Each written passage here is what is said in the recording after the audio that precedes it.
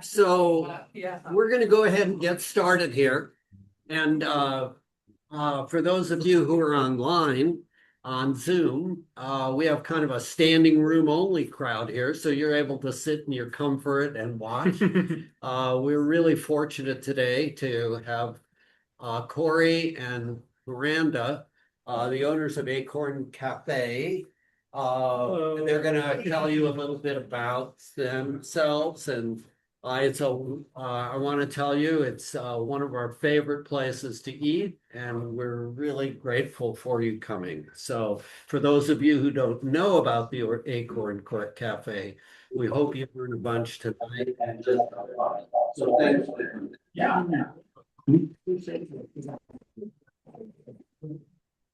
Thank you. Yeah. So, like he said, I'm Corey. I'm the chef at Acorn. The philosophy, sort of briefly, about how we do what we do is I never wanted to make vegan food because to me, vegan food is something that only vegans want to eat. I wanted to make food that's good for everyone, that would impress anyone, satisfy anyone, and will also be suitable for vegans. I am a vegan myself. Before I ever worked in restaurants, I was vegan. The lead up and the motivation to opening a restaurant was I worked at Marché and Lion and Owl, Izakaya Meiji. I tried to hit all the nicest spots that I could in Eugene, and the goal was always to learn everything I could from those places, because I knew when I opened a vegan restaurant, I wanted to compare it to any of the dishes at any of these places, and I wanted it to be just as good. I don't know if we get it right every time, but I think we do a pretty good job. I think that it's a good goal anyway. Tonight, what we're gonna make is mushroom bourguignon, beef bourguignon, very famous French dish. Sorry, there's a little bit of feedback coming from something. Okay, it looks like it's going. Sorry, this is very distracting. Very famous French dish made with beef. You can think of it as like a beef stew, not unlike what we serve in America, but with a lot of red wine. Bourguignon, meaning from Burgundy, they usually pour a lot of Burgundy into the stew, and then you cook the alcohol out. It's delicious. This recipe is not meant to be the vegan version, because that's not really what I like to do, because we change up the aromatics, everything that goes into it. We use a similar approach, and we use the wine, but everything that we add to this dish, we're trying to highlight the flavor of the mushrooms, because we're not trying to have the mushrooms substitute the beef. Mushrooms stand on their own. I don't need to apologize for mushrooms, and we can all enjoy them. Without further ado, I think we can get started. So the first thing you want to do tonight, we have, when we're done, I do have the recipes up here. Not enough printed for everyone, so if you don't want to take one, just snap a picture with your phone maybe. I'm also going to email the recipe to Trish so we can get this out to you guys later on. So the mushrooms that we chose for this recipe are creminis and oysters. You can buy these anywhere, and that's part of what I love about them. They're sometimes thought of as, especially the creminis, are thought of as like basic. And I think that's so sad, because this is one of the most flavorful mushrooms, and I try to make sure that we are going to highlight that in what we're doing tonight. You can, and I have, used wild foraged mushrooms, really high-end things like morels and chanterelles, and it's delicious that way too. So if you like this recipe with these more affordable options, absolutely dress it up however you want. It should be fun for you. And I've never met a mushroom it didn't work for, so absolutely try whatever you want. The first thing I'm going to do with these creminis is they tend to be a little dirty on the tops. So I just have a damp towel here. I'm going to wipe them down. These ones are remarkably clean, so it's not really making my point very well for me, but it'll affect how they cook if you soak them in water. You can, and it's not as, some people would tell you it's disastrous. It's not. You just want to make sure they're pretty dry before they go into the pan, because the first step of what we're going to do is try to cook out as much of the liquid inside of these as we can. So by adding a bunch more liquid, it's just going to slow us down. So it can absolutely be done. It's not a problem, but avoid it if you can. So to emulate the nice big chunks of meat that you would normally have in a beef stew, we want that same satisfaction out of the mushrooms. So I'm just quartering these. Were you holding your knife? Oh, we want to go over knife etiquette. Yeah, absolutely. So when you use a knife as much as I do, if you hold it the wrong way, you get carpal tunnel really fast. So the way that I was taught and has always worked well for me. Most of us see the handle of a knife and it's intuitively you hold it like that, like you're holding like an axe or a hammer or something. But what'll actually give you a lot more control and is a lot more ergonomic on your wrist is if you take your index finger and sort of wrap it around the blade, the back of the blade, and then you pinch it on the other side, like you're just pinching anything. And this is where I'm holding it. This gives me a lot more control over the knife. It takes a little practice. It might feel a little funny, and you don't have to do it. You can still cook without doing this if it feels bad, but I really do recommend it. It made me a much better cook pretty much overnight. Thanks, Miranda.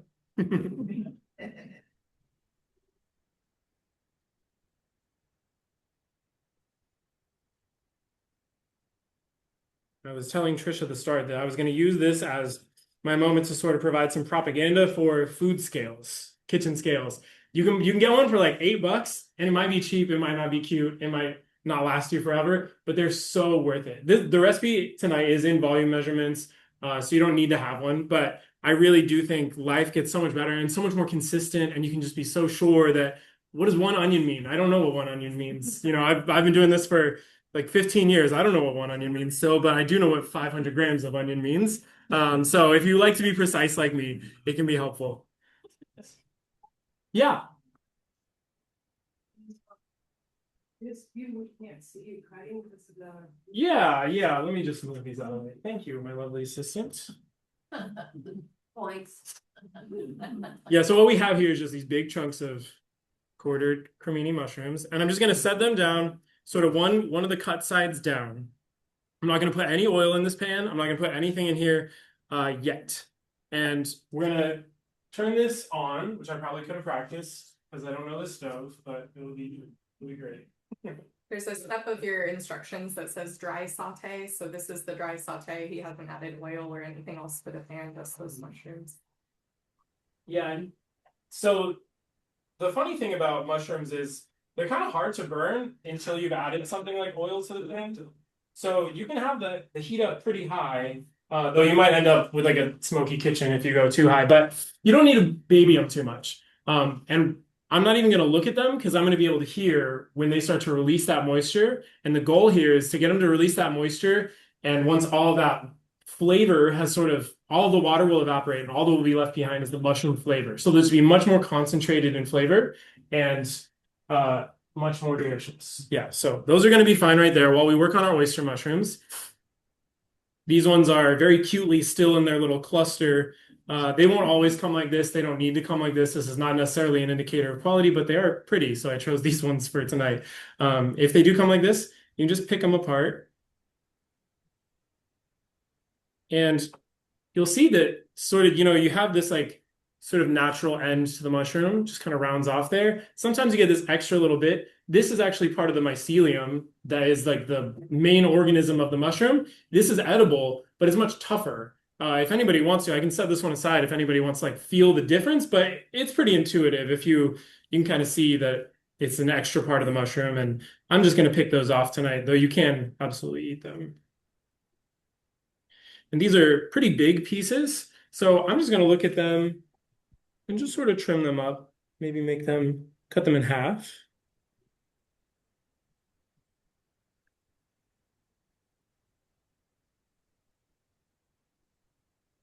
Some of them are small enough. I'll just leave them intact.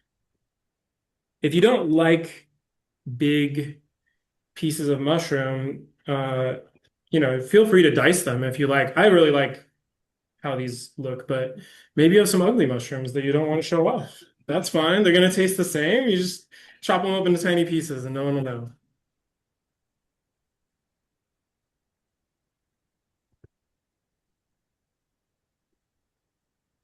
All right, so our cremini mushrooms are sleepy, so I'm going to go turn the heat up a little bit on that and throw away my mushroom bits.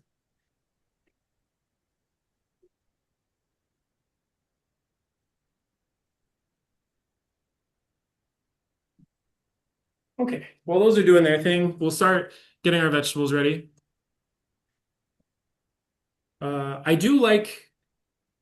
I don't like being too fussy about food. I do like to make it perfect for you guys because I'm cooking for you tonight. If I was cooking for myself, I wouldn't peel these carrots, and I don't think you need to, but I'm going to do it tonight.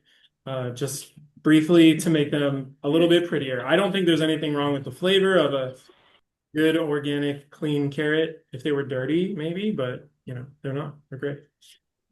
But they will be so cute.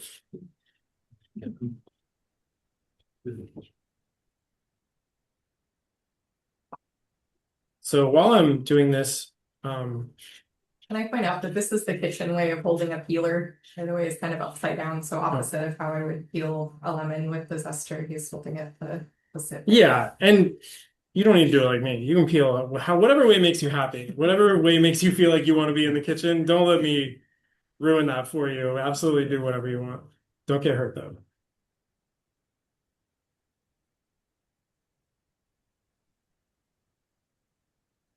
I always try to be good and clean as I go because that's one of the things that keeps cooking in the kitchen fun. Not having a huge mess to clean up at the end.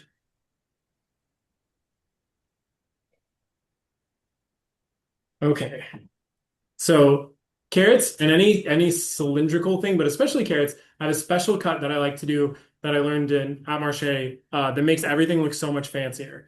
And because I want to have big chunks of vegetables in this stew, there's a couple of nice ways to do it. But as with round things like this, there's a special cut called an oblique cut. I'm going to move these mushrooms out of the way because I want everyone to be able to see them. So I made one diagonal cut there. I'm going to rotate this just 90 degrees. And then I'm going to make another cut there. I'm going to roll it towards me 90 degrees. I'm going to make another cut there. And what you get is these, I don't really know what you would call this shape. It's all obliques. Yeah, that's all we got. They don't really exist anywhere else, but they end up looking interesting to your eye. They're like just like a fun shape with all these clean, sharp lines, and it'll make you look like you did something really crazy. It's one of those things that when you look at somebody's food, maybe you can't pick out exactly why, but it just looks really, really good. Again, not a thing you have to do. You could just slice these carrots and it'll taste the same. Lost the mind. You won't be able to convince anybody that you're a Michelin chef. Maybe. I don't know. Maybe. So what's going on with the mushrooms right now? As they release that moisture, the flavor concentrates, the inside of the mushroom's cooked. It's going to brown on the outside, and it's going to be the same reaction that browns meat, the Maillard reaction. It's going to change the flavor. It's going to give it a lot more depth and just bring out a lot of what would otherwise be a pretty bland mushroom. This is what's going to sort of give us access to those intense flavors of the cremini that are just sort of hidden.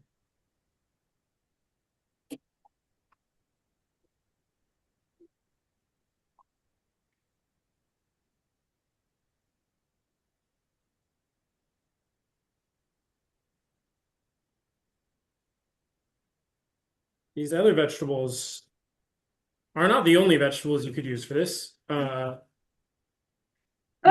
This is how I've always made it. So thank you. Wow.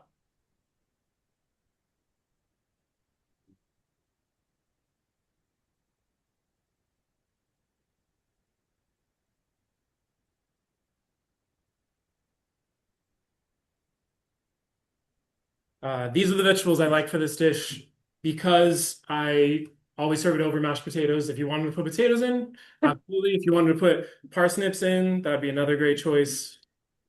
As long as you're, I like to stick seasonally, but there's really I don't think you could really do it very wrong. Unless if it doesn't taste good, don't make it though. You don't have to mix the mushrooms in the pan at all? Well, we're sort of listening or I'm listening for my visual cues. You can absolutely stay over there, but it's not going to do that same release of moisture if we mess with them too much. We want to let them sit there and get that steady, even heat for long enough to do it. And you can kind of hear them. They're making well, maybe you can't hear them. I can kind of hear them making some noise over here now. How much heat? I mean, you just have them. This is on 6. Yeah, this is a gas range on 6, but everybody's range is going to be different. But I would say medium to medium high. And it's not a bad idea to keep an eye on them the first time you do them, but you learn pretty quick that until you've added oil or anything that can burn, it's going to take a long time for them to do anything bad. You really can just let them alone. So dicing an onion is one of those things that no matter how many times I do it, I feel like there's always room to get better at it. The way I started was cutting off the top, and then I cut it in half straight through the root end. And I'm going to leave this part on while I peel these. Thank you, Miranda. While I peel off the outer skin. And the reason I'm leaving this bottom part on is because it's the root that holds the plant together, and it's going to keep all of these layers of the onion together when I'm trying to cut it. If you cut this off, they just fall apart. So it makes your life more difficult.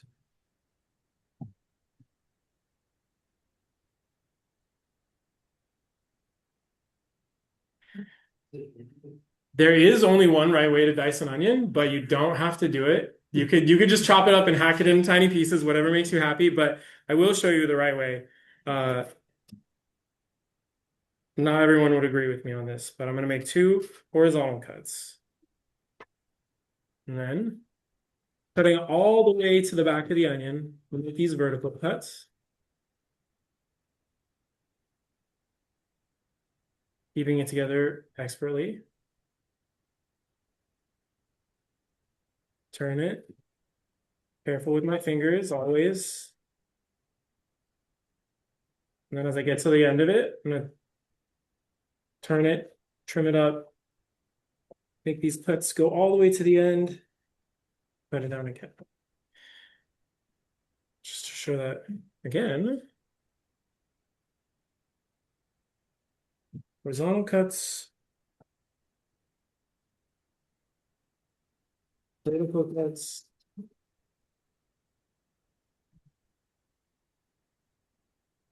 What I've done is for his helpers, put a little wet towel under that cutting board. It's a Oh. great idea, so you're not sliding around. with That's it. true.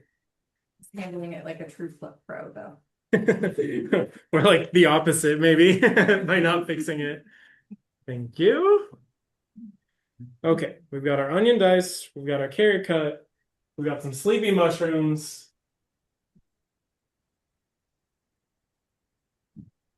All right, we're definitely getting somewhere over here. I can see that they're starting to take on some brown color, but I can see they're still pretty wet. But we have 2 sides to cook here, so I'm gonna go ahead and turn them now. Let them sort of release a little more of that moisture. I want to cook both sides to give them. We're going to give them a little oil, and that's going to sear them at the end when they've cooked on both sides. Since they were sort of cut on wedges, what he means by turn them is just flip them over onto the side that was not down before. Yeah, the other cut side. I have a pretty sharp knife for the horizontal cuts in the onion. Yeah, It's always a good idea. yeah.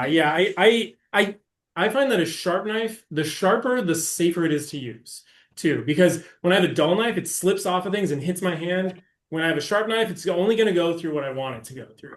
And there are certainly ways to cut yourself with a sharp knife also, but I think overall it tends to be safer.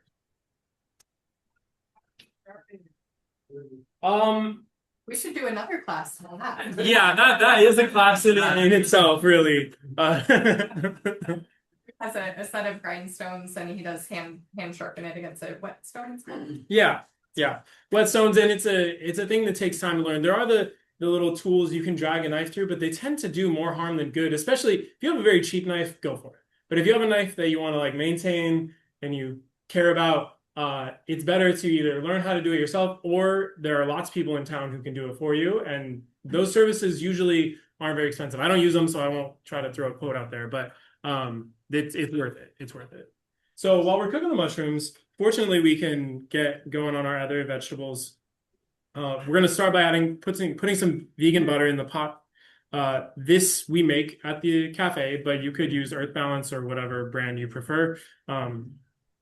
Yeah, we're just going to start by melting that butter. Because I feel like there's paper doilies in here. I'm trying to find it. What is vegan butter? Margarine. Yeah, but not every margarine is going to be vegan, but so I specify vegan margarine. Yeah.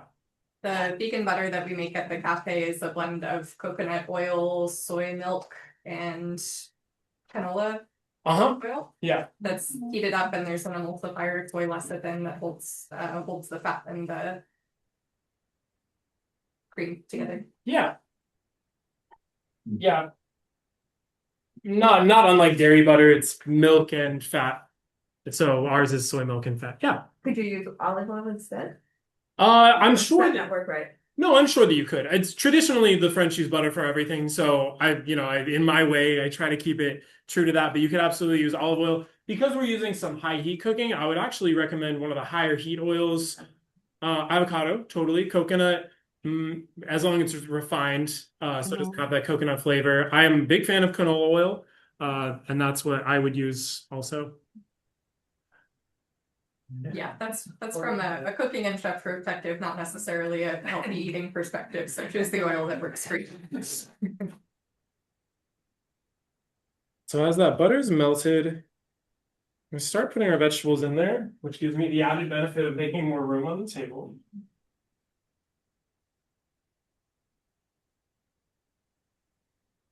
What kind of cutting board do you use? I don't really have I don't like glass or metal or particularly bamboo ones because they tend to dull your knife. I just learned about metal cutting boards and I don't think they're a good idea, but maybe people know something that I don't. I'm sure. They advertise titanium. Yeah. On the internet. I was just curious about that. I would never use it. I would never recommend it, but I'm sure it has its benefits. There's situational pros and cons to every material. Makes sense. I think non-porous things that can be sanitized effectively are always going to be my favorite. Yeah. So our leeks, it's also automatic. What I do with the leeks is cut them lengthwise. And one thing I want to look for before I get cutting is because of the way a leek grows, they tend to trap a lot of dirt in between these leaves. So I want to fan them out and take a good look at them. Luckily, we have really great growers that I get from, so there's almost never dirt in there. But buying them from the grocery store, the last thing you want to do is get this all cut up and put it in the pot to realize there's just clumps of dirt, which totally can happen. So cut it lengthwise, check for any dirt, and then I'm just going to sort of thinly slice it. They grow it, that's good. I think they just wash them really well. I think they soak them in water. They just have tools to help them wash them on the farm. But Right. When I grow them in my garden, it's like. yeah, I don't think there's any way to avoid getting dirt in there initially. I think they just remove it. Like that. Yeah, that does happen. Yeah, I found a cricket, like a big black cricket in one of the leaks the other day. Yeah, I just let him out. He had been in our fridge for I don't know how long, but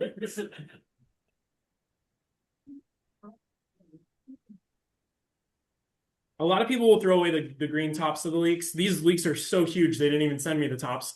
But for something like this, as long as you're going to cook something over kind of a long period of time in liquid, it's a great idea to use it. Just slice it up like you would the rest of it. Don't throw it away. To me, that's kind of the most flavorful part. I think it's kind of sad that I was trained to throw away most of the leek without ever even questioning it because it's just not necessary.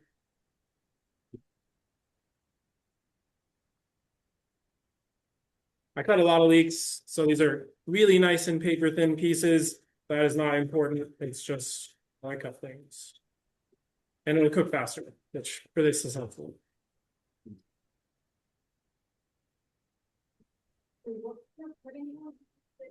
This one's just plastic. Especially from we get health inspections regularly. And one of the requirements is I have to be able to adequately sanitize this cutting board. So something like a wood cutting board, when you cut grooves into it, bacteria grows in there and the health department doesn't like to see it. In your house, absolutely do what you want to do, but plastic won't dull your cutting board and you can sanitize it the most effectively of all those surfaces. I mean, maybe the metal ones that I don't want to use. We as restaurant people are not spending a lot on cutting boards. That's if you're going to cut costs on a plastic cutting board and save that cost for a better knife for a grindstone. Yeah, but if you have the money for a beautiful teak cutting board, do it. I would, yeah. These are things that I hope to have at some point in my life, but this gets the job done. All right, so leeks going in the pot too. I'm not looking for any particular stage of being cooked. You could dump all three of these things in there at the same time.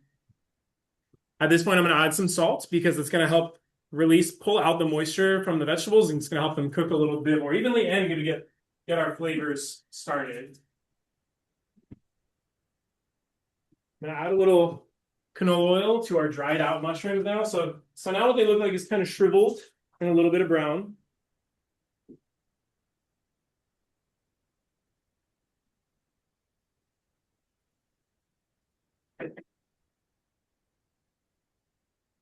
How much oil?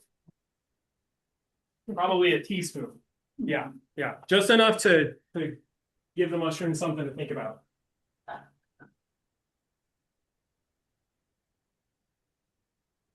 Turn these to make sure both of the cut sides get a little action, and this pan is quite hot at this point, so it's not taking long, but you know, you want to make sure you get a good browning effect on there.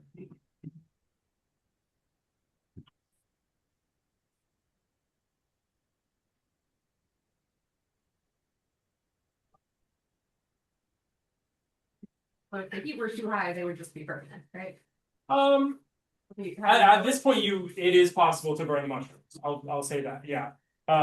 Before you add the oil, it's almost impossible to do. At this point, it's definitely possible. Would you be able to tell by smell? Like, how do you know if you're overdoing it? Yeah, if you're seeing smoke, you know, the usual signs that something's burning.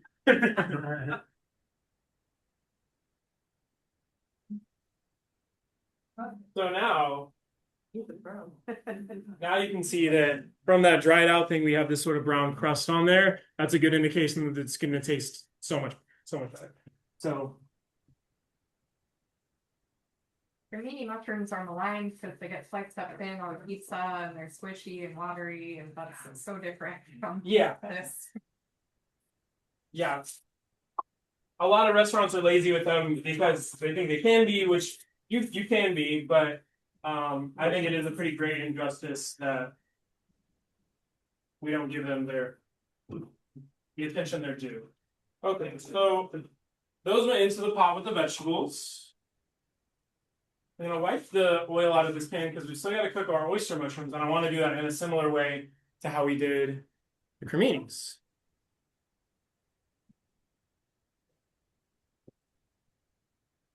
I'm going to fuss over this a little more than maybe I have to by putting the cut side of the oyster mushrooms down. You don't have to do that, but I can't do anything halfway.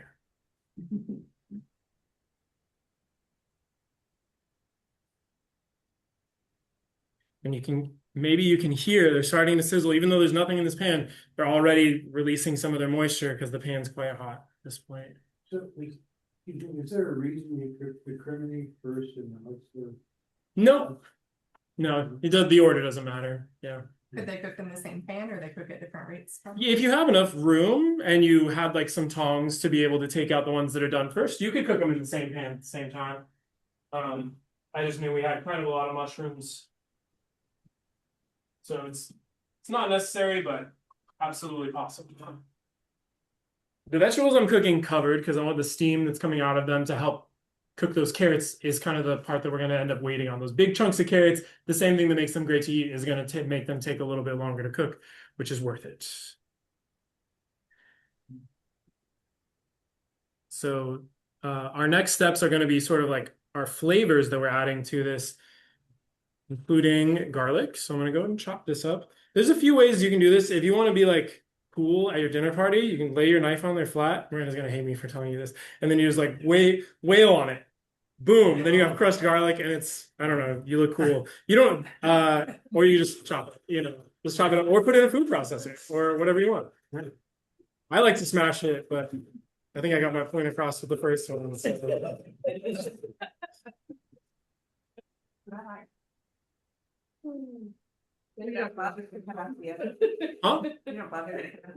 Huh? These ones didn't really have anything on the end already. I had already peeled them up, but yeah, whatever might have been there was so minimal that I wouldn't bother with it.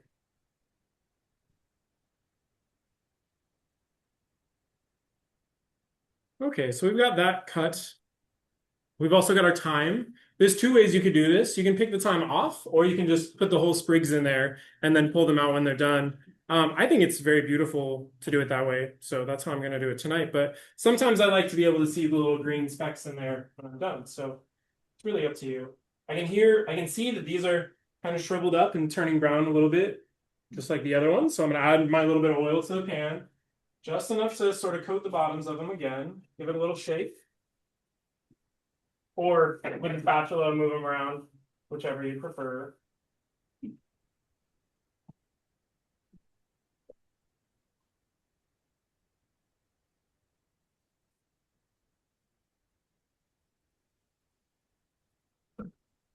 Give those just a moment more. You don't even do it that way. Just use your spatula or your tongue, whatever makes you happy. So in addition to our garlic, thyme, we have a bay leaf and some tomato paste. A lot of people ask me regularly when we hire cooks at the restaurant. One of the questions everybody asks is, what does a bay leaf taste like? Or like, why do we use bay leaves? And I think it's very worthwhile to just take a bay leaf and put it in a cup of hot water and let it sit there for 10 minutes and taste it sometime, because it's a great flavor. It's a great flavor that adds a lot to things like beans or stews that you just might not notice it if you don't know what you're looking for, but you do notice when it's not there. It would feel like it's missing something. So take a moment to appreciate the bay leaf. Try one. Make some bay leaf tea and chat. Okay. So our oyster mushrooms are looking nice and brown now, so I'm going to add them to the pot of mushrooms.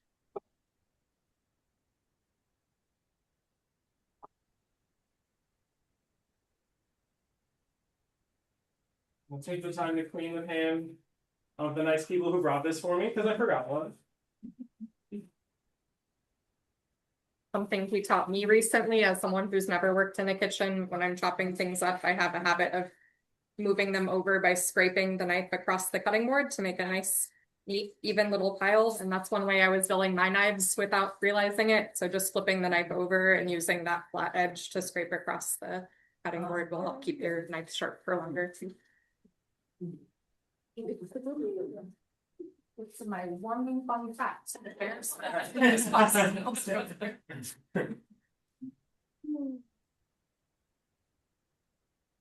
All right. The next thing I'm going to put in, got a little time before I want to add it. So I want to encourage people to come check it out if you are interested. But I made a stock out of dried porcini mushrooms and water. If you're not familiar with porcini mushrooms, they're probably my very favorite one. Brenda's going to go waft it in your faces, so you have to smell it.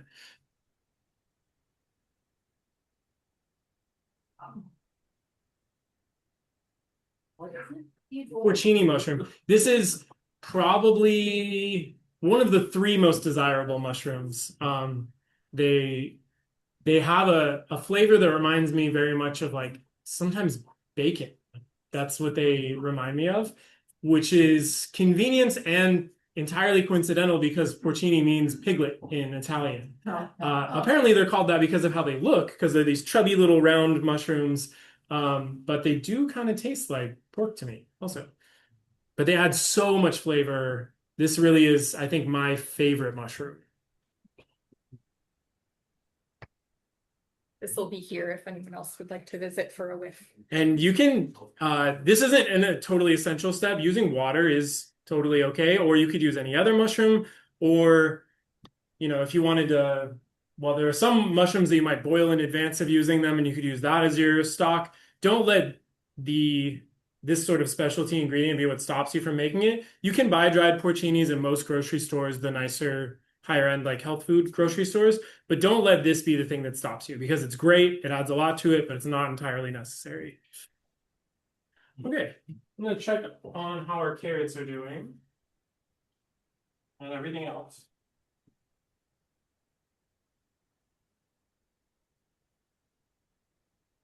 So you put water in there, what? No, right now we're still just sort of sweating the vegetables. We haven't added any liquid to this pot other than what the vegetables have on their own. Those are looking pretty good. So I'm going to go ahead and add. How high is the heat? This is medium heat. I don't want to burn anything. I don't want to burn the countertop. So yeah, I'm just going to drop my sprigs of thyme straight in there. Carefully scrape up my garlic that I violently smashed. Place it in there. My bay leaf.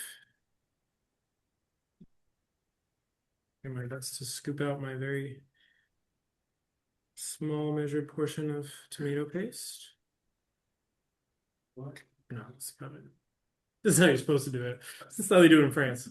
This is not how they do it in France. Why is this installed now with tomato paste? Well, it's a potent ingredient. You know, like this is probably 2 whole tomatoes. Once you dry it, you cook it down, cook all the moisture out of this until this is what you're left with. So it's a strong flavor without having to add a lot to it. We don't want it to taste like tomatoes. We're not making tomato sauce, but it's going to add one more layer to the flavor. And what we're trying to do is develop something interesting and rich in flavor. And the best way to do that is to add lots of different flavors that work well together. So now I'm going to add our porcini stock. So did you cook that porcini sauce? This was just hot water and dried porcini mushrooms. Oh, Yeah, okay, yeah. And just let it sit. yeah, just let it sit. Just like making tea. Yeah, Oh, okay. exactly. And then we're gonna put our red wine in. This is not the fanciest red wine.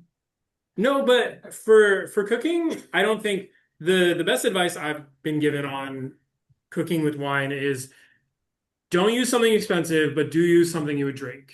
Because the really cheap, gross things, you can taste that in the finished product, but you're not going to get all of the delicate, nuanced flavor that you're paying a lot of money for. So that is my advice. Also, don't use something fancy, but do use something that you'd be willing to drink. And if you're going to serve it with dinner, that's better. But again, don't spend too much money. And the idea here is that we're cooking the alcohol off. So the finished product is not meant to be alcoholic or taste like alcohol or necessarily taste like wine, but to bring a depth of flavor, right? Yep, that's right. The volatile, some flavors on a molecular level dissolve into water. Most of them do, and that's how we get things like the flavors in tea. Some of them are only fat soluble, so just water is never going to get it out. And you need something like oil or a different kind of fat. And some are only soluble in alcohol.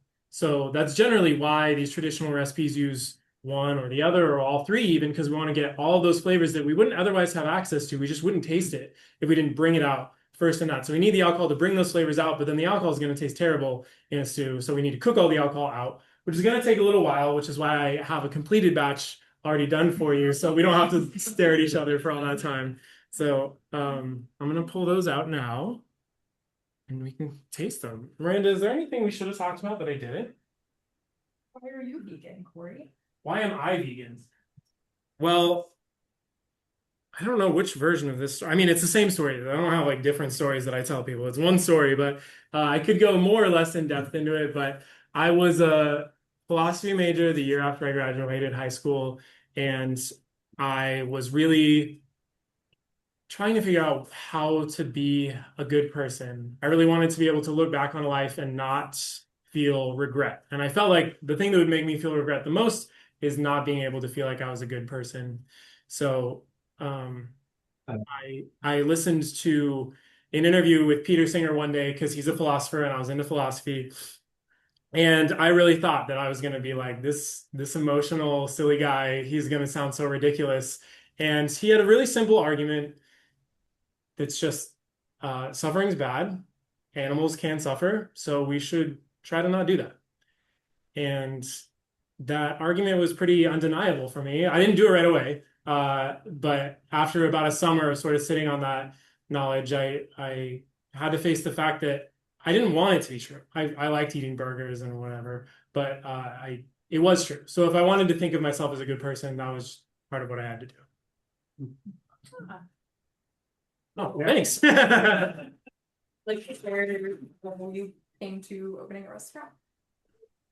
When we met, Corey and I were both working in restaurants, but had no immediate plan to open. Oh, yeah.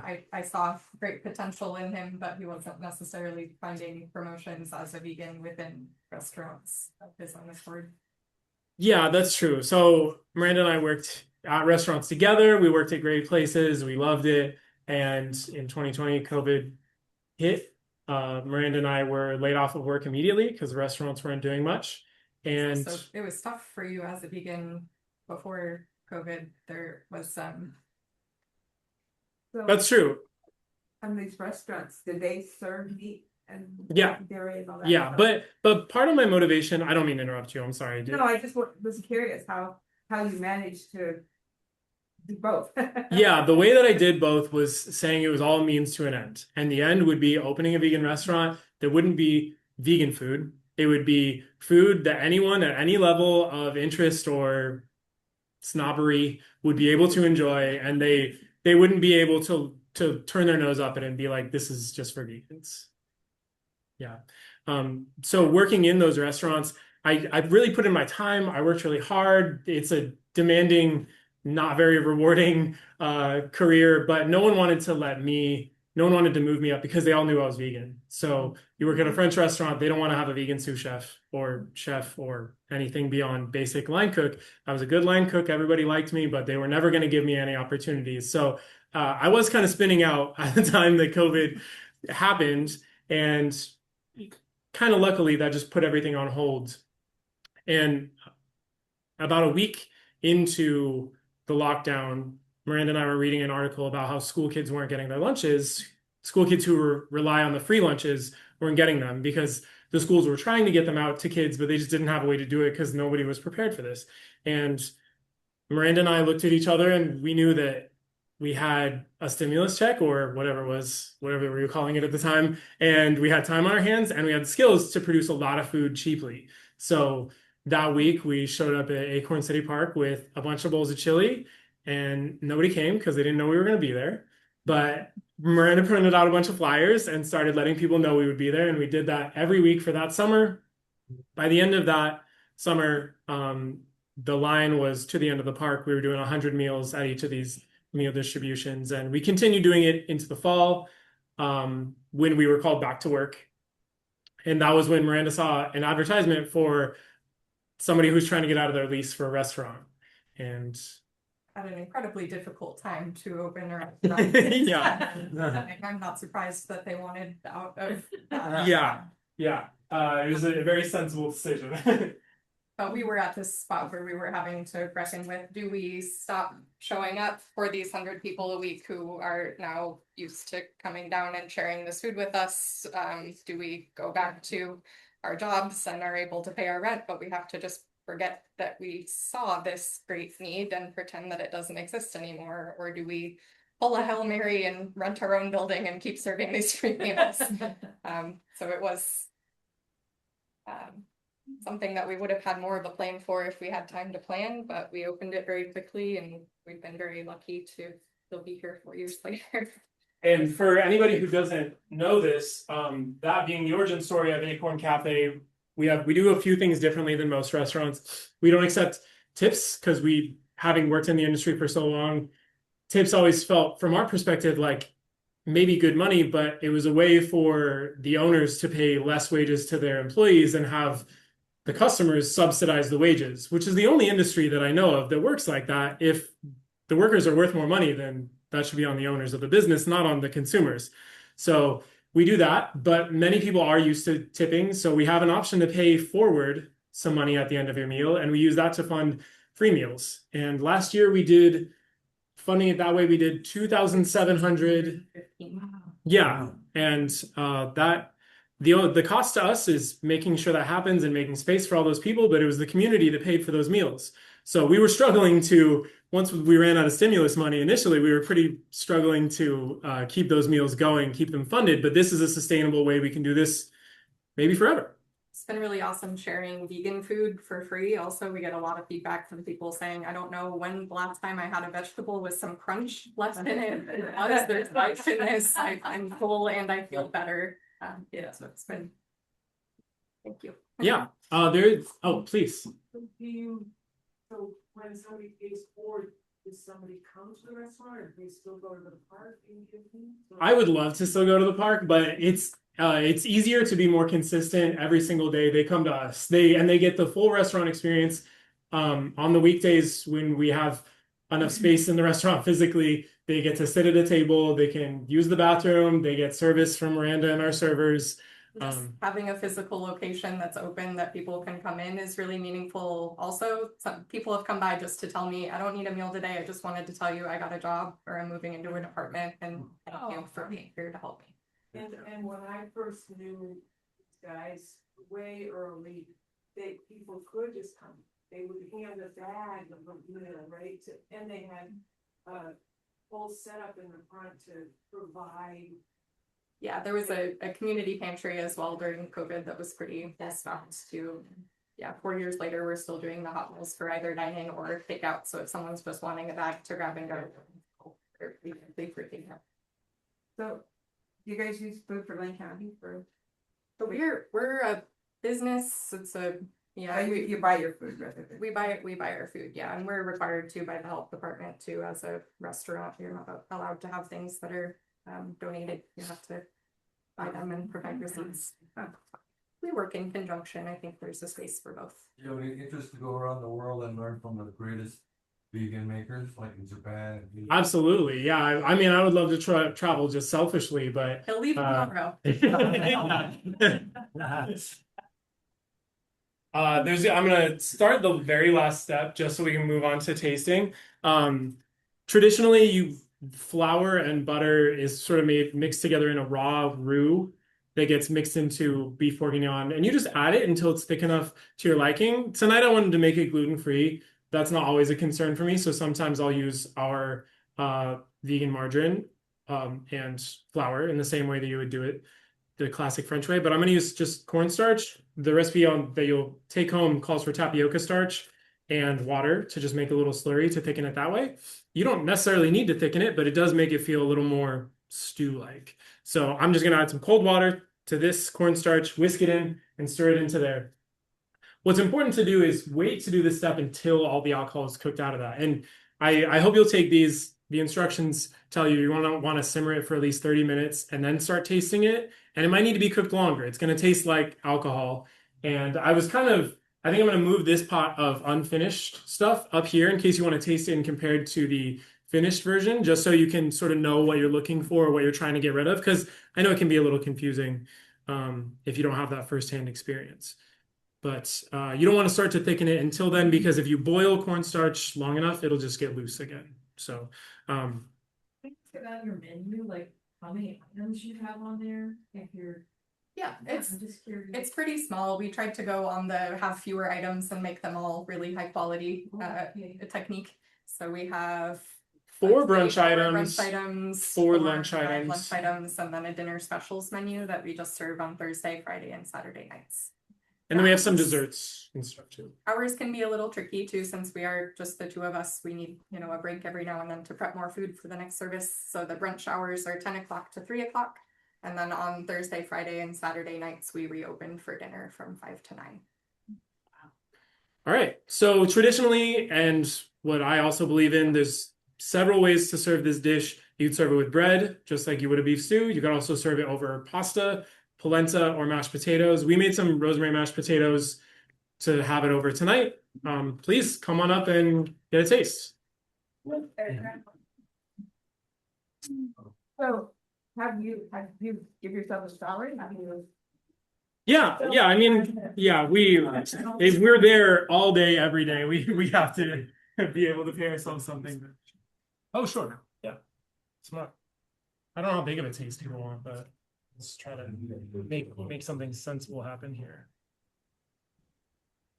If anybody gets a bay leaf that I left in there accidentally, Yes, good luck. it's good luck. Exactly. I didn't do it on purpose. I wouldn't do it on purpose, but Yeah. It looks delicious. I did that. He's gonna do it. I can hand you the first one that's ready.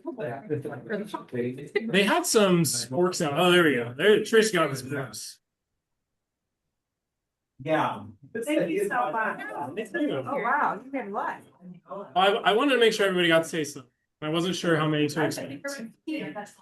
So how long have you lived in this area? Were you here in the 80s? So are you familiar with the South Towns?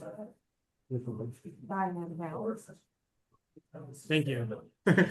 As I mentioned, I didn't print enough for everyone. We're just looking at very much. I'm not reading. Yeah, I am a big fan of salt.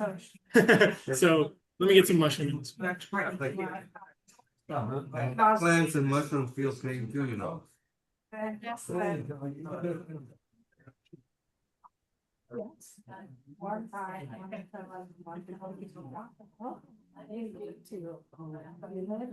yeah, so I'm just. Oh, sorry, I don't know, guys. It's fine. Thanks. And it's. It looks so cool. So do you have the same menu last time? We change it seasonally. Yeah. The year, we're on the verge of a winter menu change that should happen next week. A little late for this one, because of the holidays. Where's the, yeah, so where's the line? I have. Yeah. When you're cooking with it, I don't notice a difference if I use salmon. In fact, I like to save old wine for that because if we don't drink it fast enough, we're not throwing it away, you know. Wow. Yeah, we tried to get Good. Way to go, Tina. You know where Monroe. Sports are right here. And Yeah. Back, I'm serving bread. Okay, yeah. what else is? Coffee plain, I didn't taste it well. Just a little more. Just enough to taste it. What's that? No, it's just enough. My friend. Oh, thank you so much.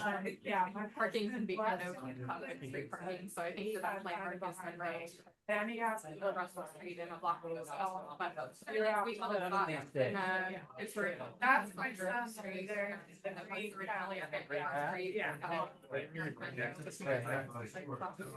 We've got a little courtyard. Right there. Something you hear is the one who told me all about your class. Oh, is that the one? Yeah. Gave me the She brought both friends tonight. No, no. Oh, Navy sports? No, that we tried here 4 years later, we just thought. We can. You are the. I did it. During the pandemic. Yeah, I'm not counting. It's okay. Feeling really bad. Yeah. Like when we got here. We started to see our partner and bringing the show down. I hope you like the mushrooms. I know that mushrooms is a funny recipe to do. Yeah, you got it. Yeah. That's pretty smart. Well, it's smart. I wasn't really sure how much I would be able to make. I'm glad it's turning out to be a good amount. Thank you so much.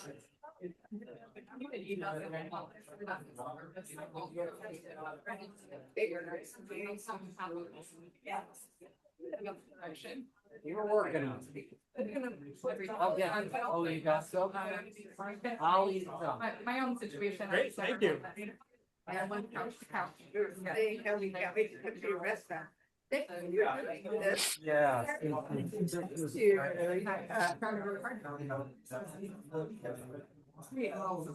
are. You've already got a spoon. So smart.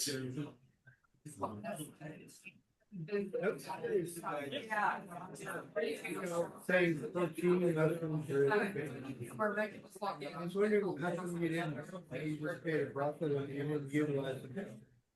I just did. I did use so the one dried ones that I used to make the broth, I've used those in here also, but they're so expensive to buy fresh that I didn't want to introduce the recipe that way. You absolutely can use porcini mushrooms, especially if you're like a forager or you know somebody. It's great, but you can use cheap mushrooms too. Is what I wanted to highlight for me. Feel good. I am. Maybe they. No. He's had his food money, I'm sure. Yeah. The lasagnas you guys did.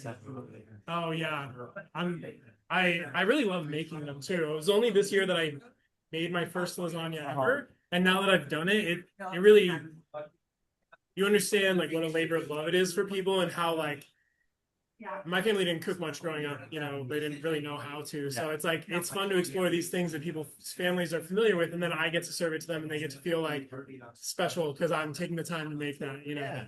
Sure. Yeah, sure. I hope that's the potatoes. To make another one, but we'll see what happens. Yeah, it's a lot of work. Yeah. Regular one for you? Yeah. Yeah. To make things work. Recipes are vegan and everything. Oh, you're welcome. Smart. It's smart. You never know.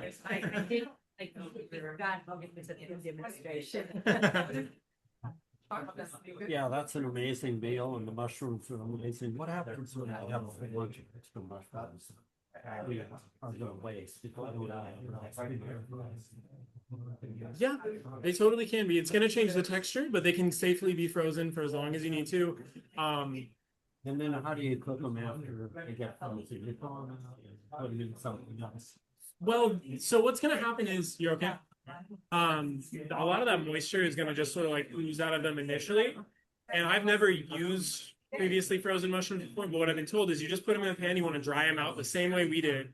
But you're just not gonna have to wait for the moisture to come out. It's just gonna come out as soon as they're thawed. You want to dry them out in the pan the same way and then add some fat to get some color on it. But yeah, it should be safe to do. The other way that I have done in the past is dehydrate them. But that's going to change the texture a lot. So you want to use them for things more like sauces and stuff. Thank you. Yeah. That was wonderful. Thank you. You can see. Yeah. I mean, it's so nice to have a receptive audience. You know, I gave a talk of the same dish actually at the Mushroom Festival. Yeah. And nobody there was vegan or eating vegan or has any reason to. And they were all very kind and it was fine, but I could tell there were some skeptical faces in the crowd. It's nice to have. This was a welcome. Yeah. It's great to be here. Yes. He did not feel it, he did not, kind of afraid to stand up. Yeah. Tell it to. Too small, just come back to me for some.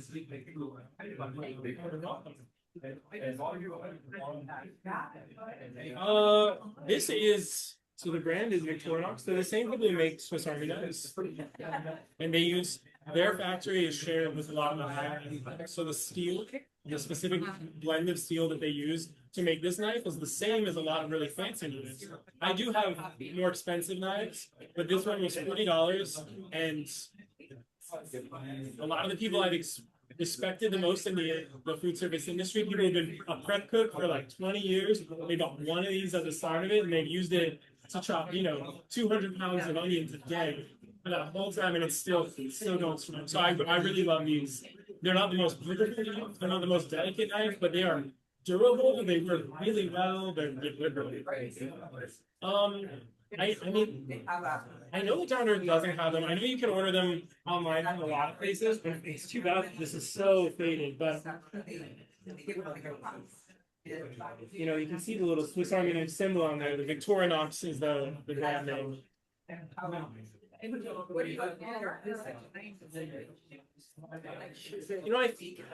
gonna look at it. It makes me, so when we were doing premium, we were. Every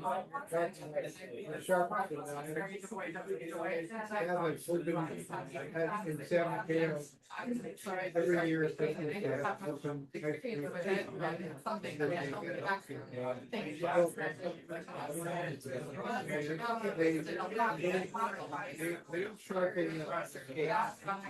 I skates, but I you can put your finger on it. Right, great. I like skating. You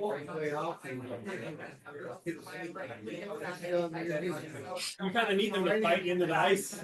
Yeah. So I just did a search for Victorinox knives, and it's the first one that came up.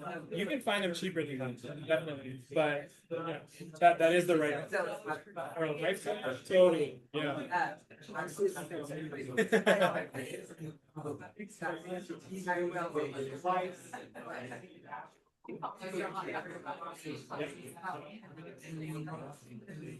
Yeah, and we'll see if the chef knives come up first in the US. Yeah, that's it.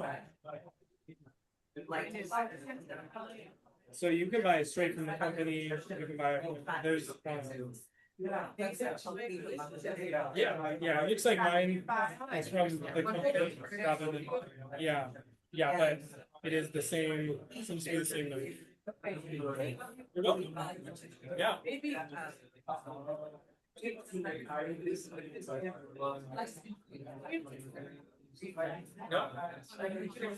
Yeah.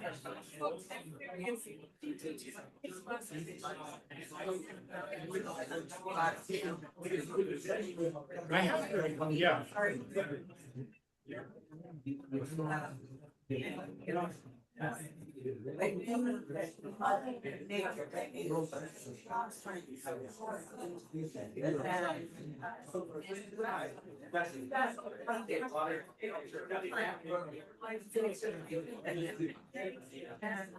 doing. Wow. Sure, yeah.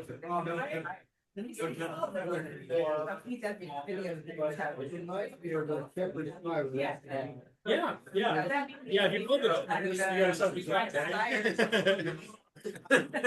So I was wondering, like, how left with the head.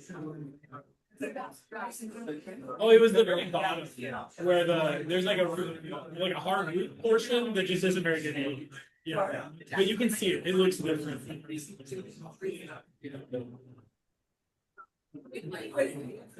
Back to your restaurants every time I love and So nice there. yeah.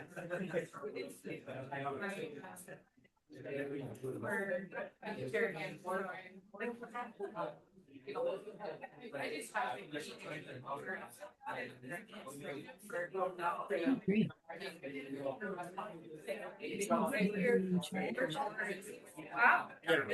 Yeah, it's just a really great basic knife. You know, it's not going to impress you. You're not going to hang it on the wall and impress anybody. Yeah. It's going to do what you need it to for a lifetime. I mean, the people I've known who cut the most vegetables, you know, every day for 20 years, their knife still looks pretty much like this.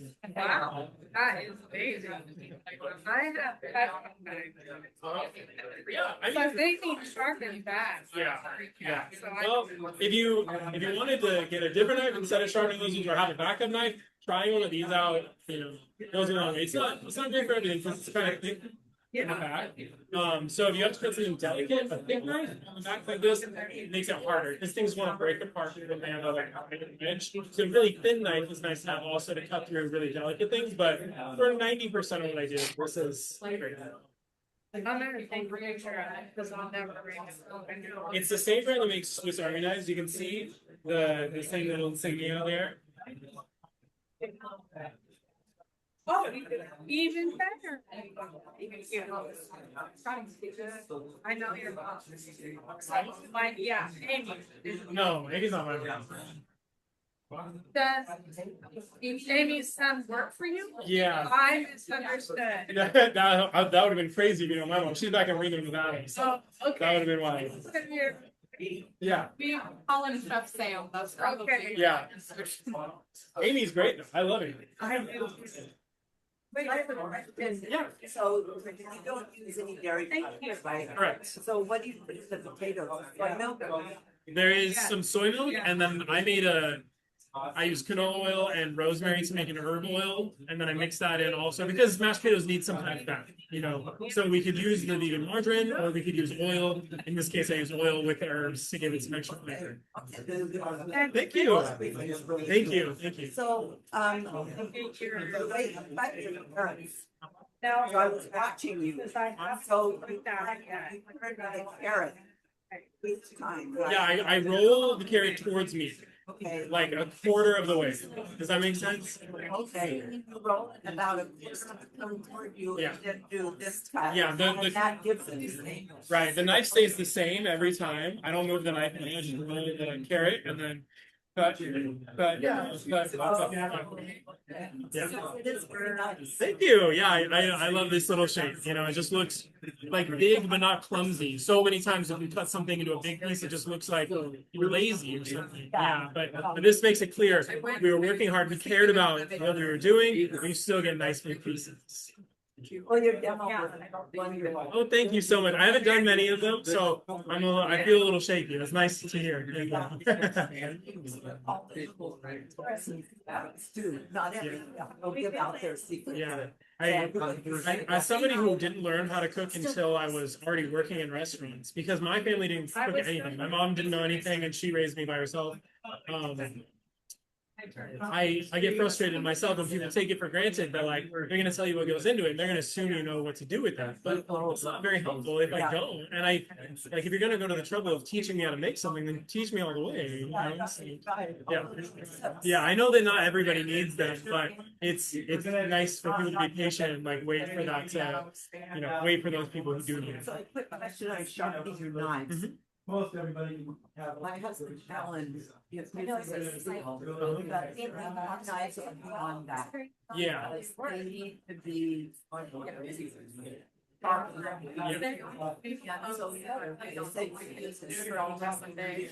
Is that right? Yeah. And you just keep working it over the stone until you get a nice. Yeah, so I mean, there are different kinds of stones, and it'd be worth doing a little research because it is kind of an in-depth topic. Well, what I'm trying to do when I sharpen a knife, here's like this. You can see there's like, the knife is mostly like a really narrow triangle, but then it goes in again at this part right here. So what I'm going to do is drag the knife along at that angle, so maintain that angle back and forth. Flip it over to the same thing on the stone, like this. I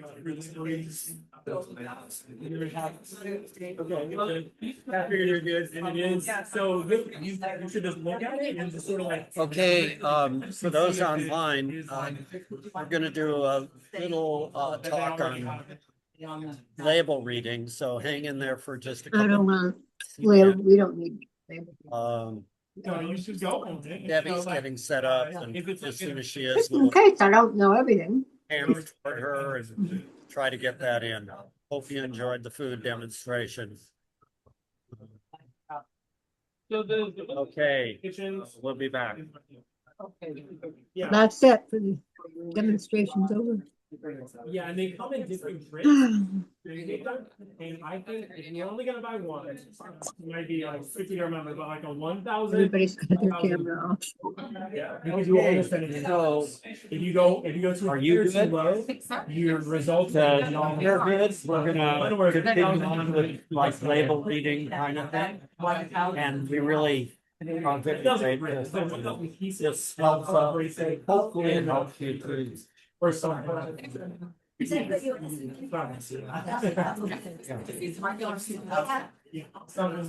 Okay, so we want to get your attention for just a moment. I just want to make one announcement.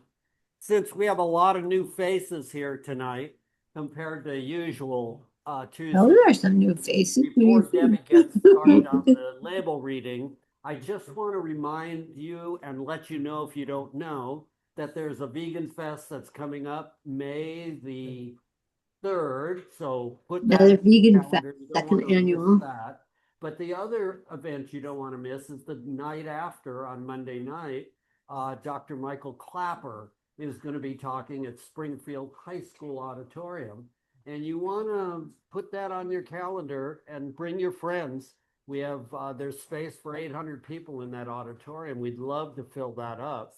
And, you know, we're a small group here, so we're going to be. Clapper. I'd like to see him, and it's in May where the So keep days are at long. it. So Now, any other announcements or anything that you have, Scott? Okay. And then Debbie. Be the abbreviated version because it was too much fun to have stories around in here today. So, thank you. Well, we just need a full version of what you're gonna do is on the website under the class archives. You can just go figure out how to look back. You can go onto the homepage. There's a website tutorial there where it kind of shows you how to navigate the website. Then you get to class archives, you'll scroll back. You'll see where the free label reading class was the last cycle. So if you want the full deluxe version, you could watch that. And Debbie Mosley and I did that last time. So yeah, we get kind of the clip note version here. Yeah, it's Happy New Year. It's still All the Thanks, yeah. success in the world. Great job. everybody goes to the restaurant. Yeah, go to the restaurant. Yeah, hey, first. So the handout is the thing that Scott's talking about, and everybody brought their own labels last time, and I had a bunch of labels. And, this time I just am using 3 labels. Debbie, can I have you come over here so I can get you a little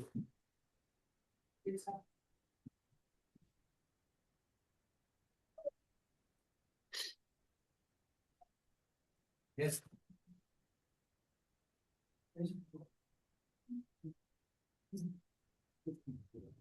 Great. Thank you. So. So we'll do the first label together and then in pairs, or we'll do the next two in pairs, and then we'll talk about which would be the best option of the three options that we have. And so you have the label reading, and just to go over this, keep these rules in mind, never believe what's on the front. And so this is the handout with places for 3 different items. And then these are the 3 different items. The first one is these buckwheat waffles. And this has the ingredients and the nutrition label. And then the second item are Rip Esselstyn. You guys know Rip Esselstyn. So Plant Strong is his brand of food that you can order online. And this is the company's pancake and waffle mix. So, and I love the Esselstyns, and I love Plant Strong, and I love Rip. So I don't really order much food from a company, but I did try these and they're very good. And then the third item is just Bob's Red Mill rolled oats. So, so just looking at these little guidelines, never believe what's on the front. So with this one, it says always organic, vegan, great, good source of omega-3s. Not really clear where that is on the ingredient list.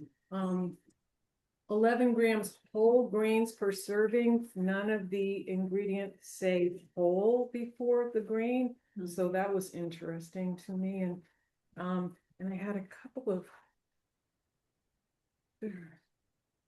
that kind of, where did I put, oh yeah, yeah.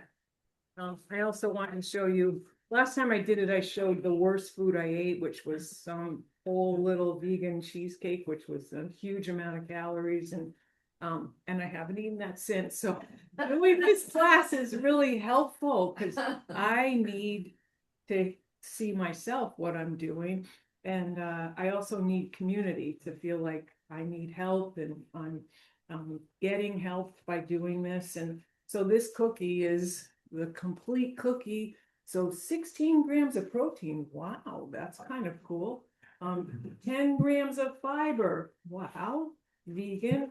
And you look on the back, and serving size, there's one cookie in here now, but a serving size is just half the cookie. And so it's 8 grams of protein and 2.5 grams or 5 grams of fiber. So, and it's so easy. Personally, I cannot eat a half a cookie. There's just no way.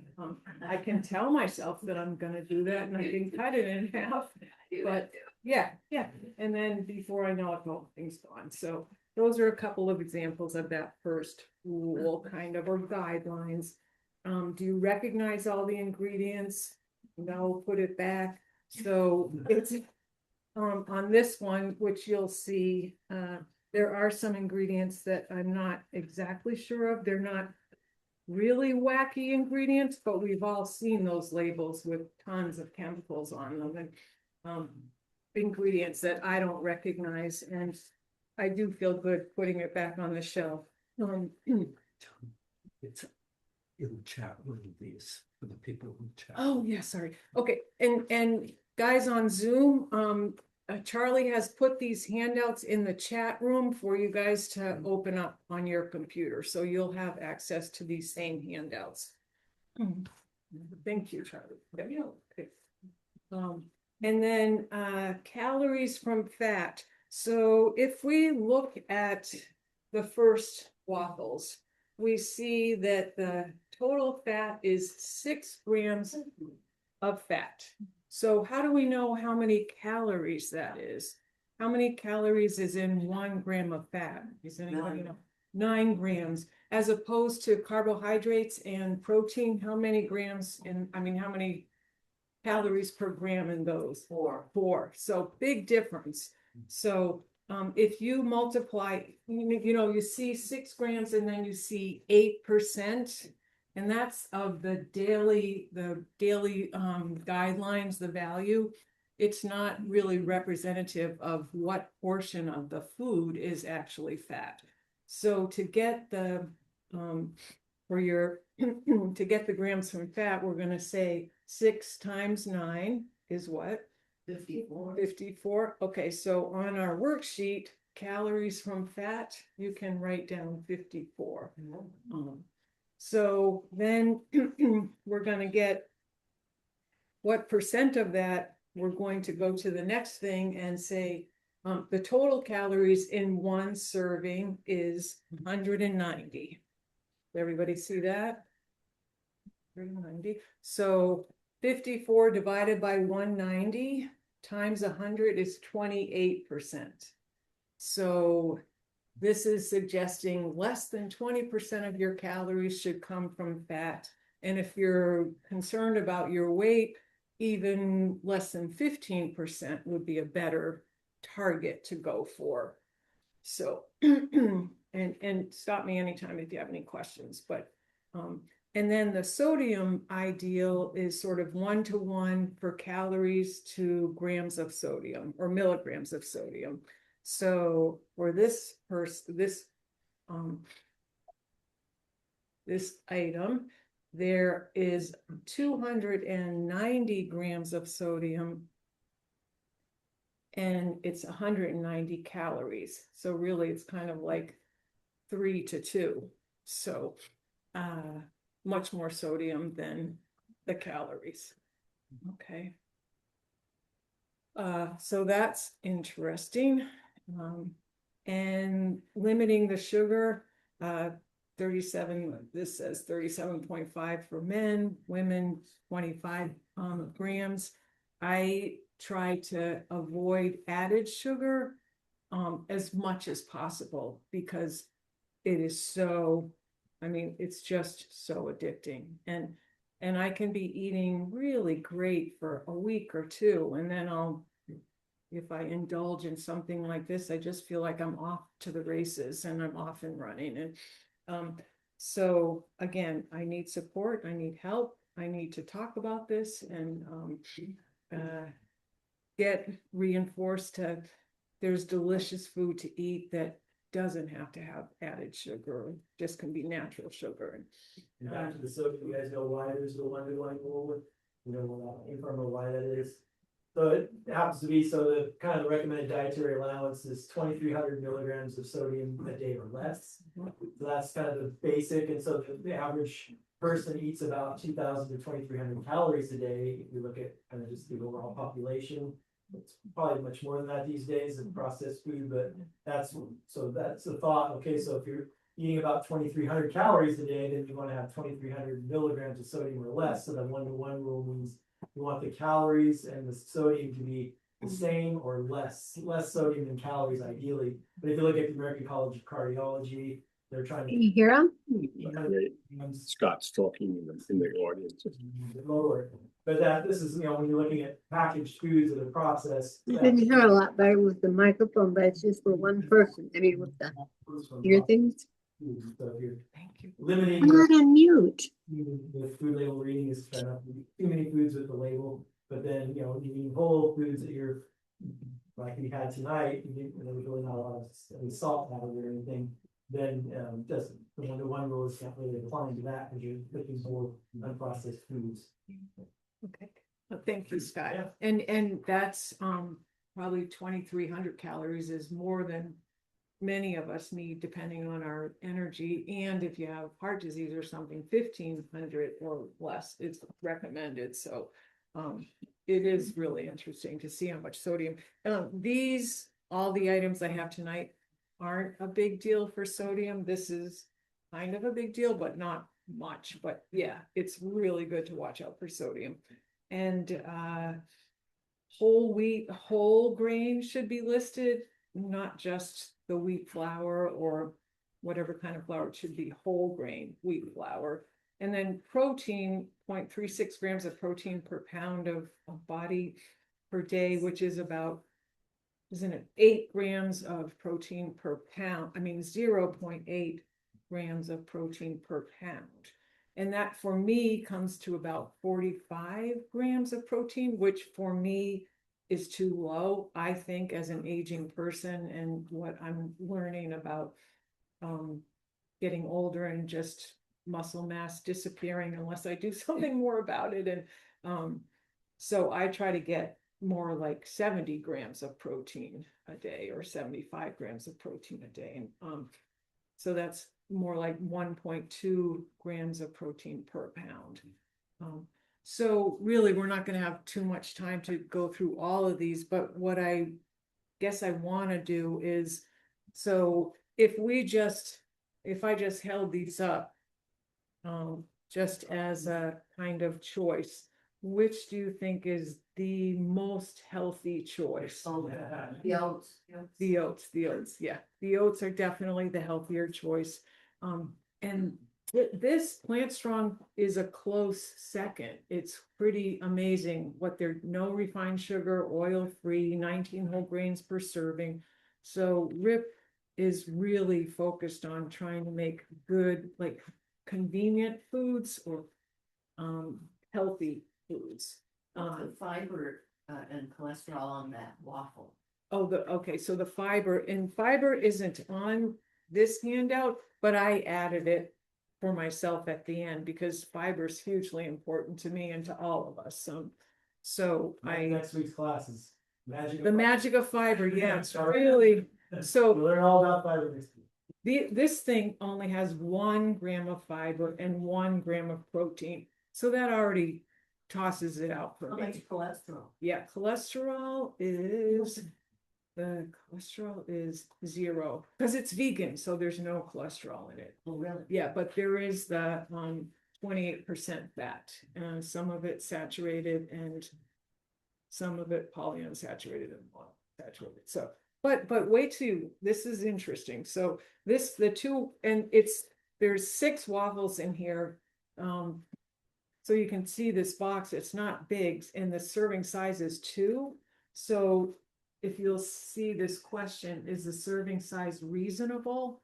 That's the question on the handout. For me, absolutely not. I'm going to eat more than 2 waffles. And because I already know, my husband has a tradition of waffles from growing up for Christmas Eve. And he's not vegan, so he gets these other waffles for our friend and himself. And then I get these. And I already know I'm going to eat something kind of crappy. So then I have no problem loading it up with maple syrup, which is how many grams in 1 serving of sugar do you think there is in maple syrup? Any What's guesses? the serving size? The serving size is 2 tablespoons. Which is fairly reasonable for me, but I could easily at 28. So but anyway, it's easy to just add to the damage kind of for me when I already start with something that's not that great.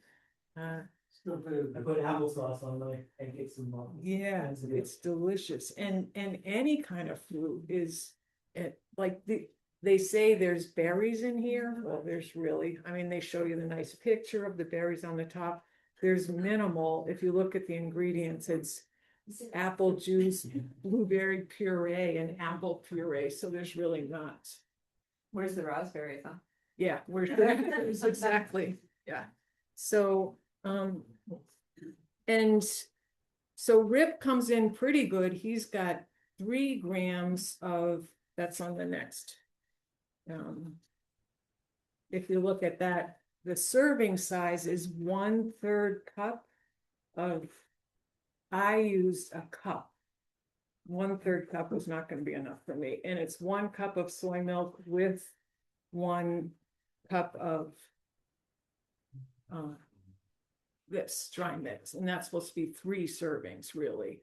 And I ate the whole thing, and it's just a big pancake, and I didn't even think it was a lot. I mean, it was adequate for what I wanted and what I needed, and I didn't, because I was already starting with something kind of healthier, I didn't feel the need to add so much. I don't know why, it's just my brain, but and I added more fruit to it.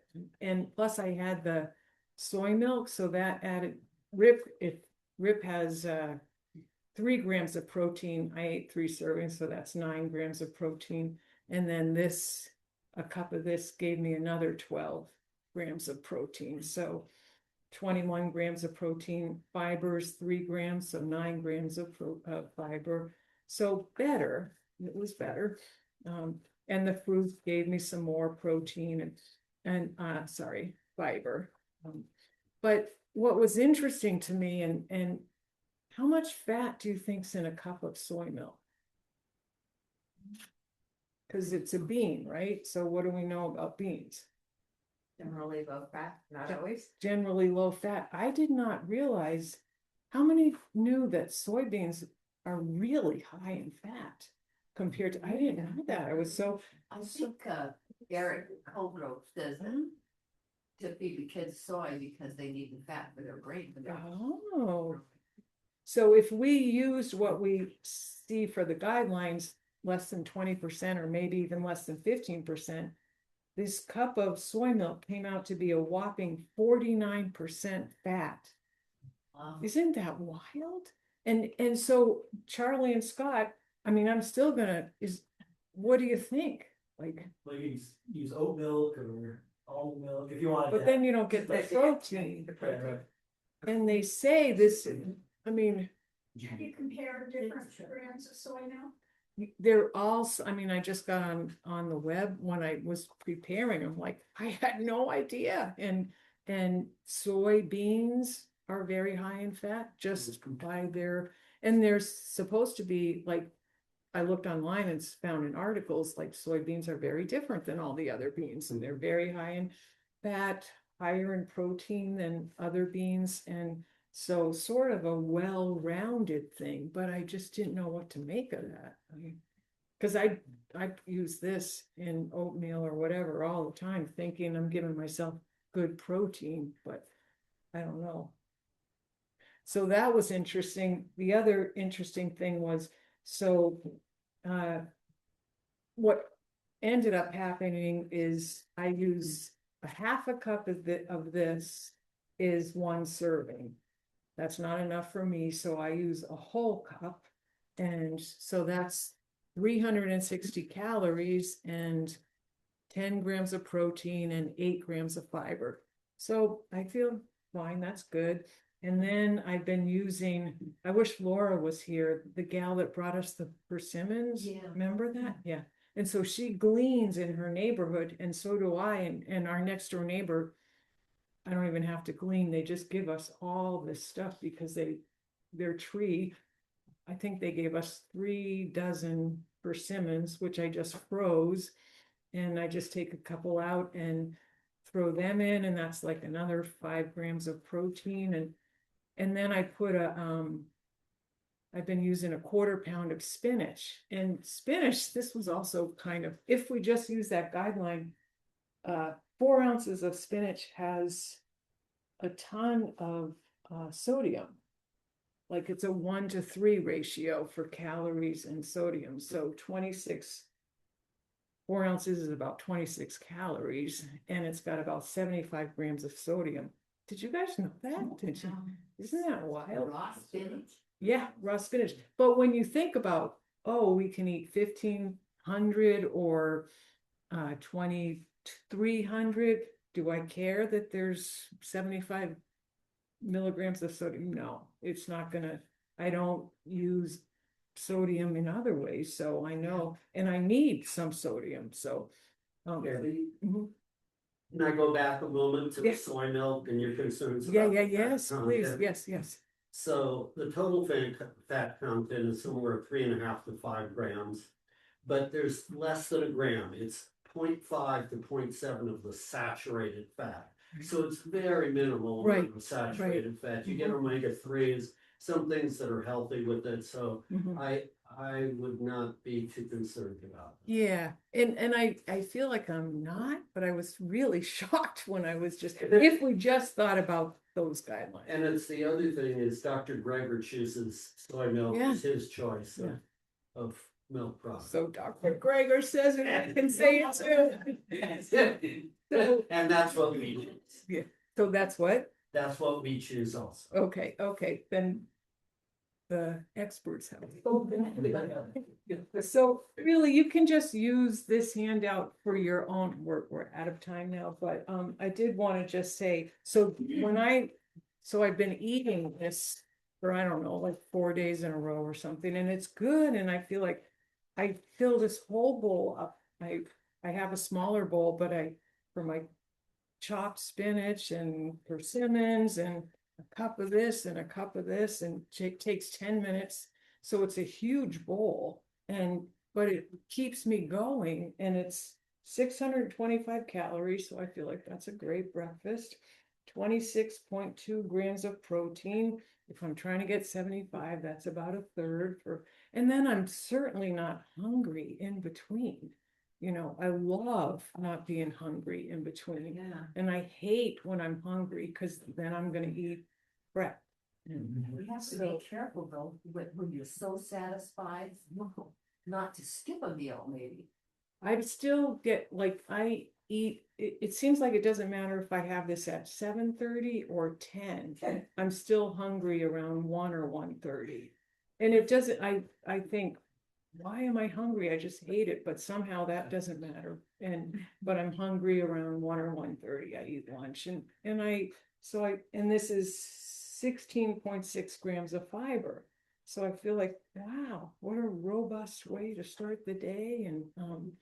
And if I can add more things like that into lunches and dinners and my other huge trick is I started getting apples again. And like when I came here to set up, I was here, I don't know, 5:30, and I ate an apple, which just really, it's crunchy, it's sweet, it's easy, cut it in half and scoop out the seeds. And so that's my presentation for tonight. Thank you for listening.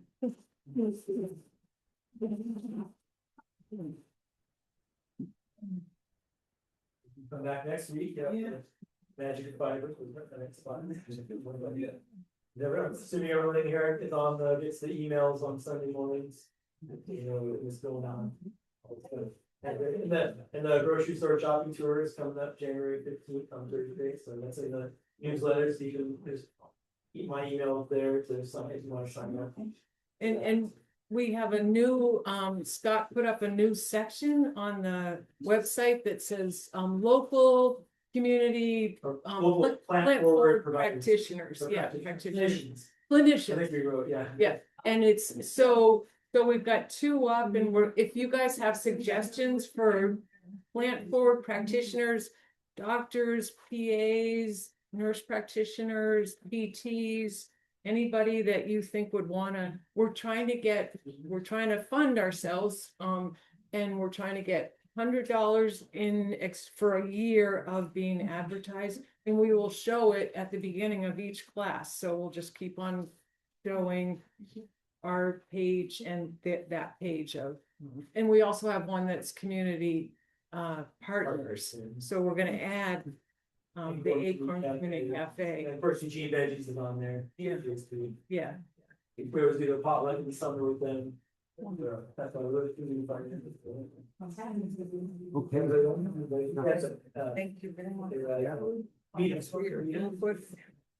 We'll sign off now, and hope you can log on again. And for those of you who want to come out to the afternoon class, we have classes at Natural Grocers every Wednesday from I think it's 2:30 to 3:30 or 4 o'clock. And every week, starting next week, also at Seventh-day Adventist Church in Springfield. That'll be from 1 o'clock till 2 o'clock in the afternoon. It's the Springfield Seventh-day Adventist Church. Anyway, hope you enjoyed tonight and hope you all have a happy new year.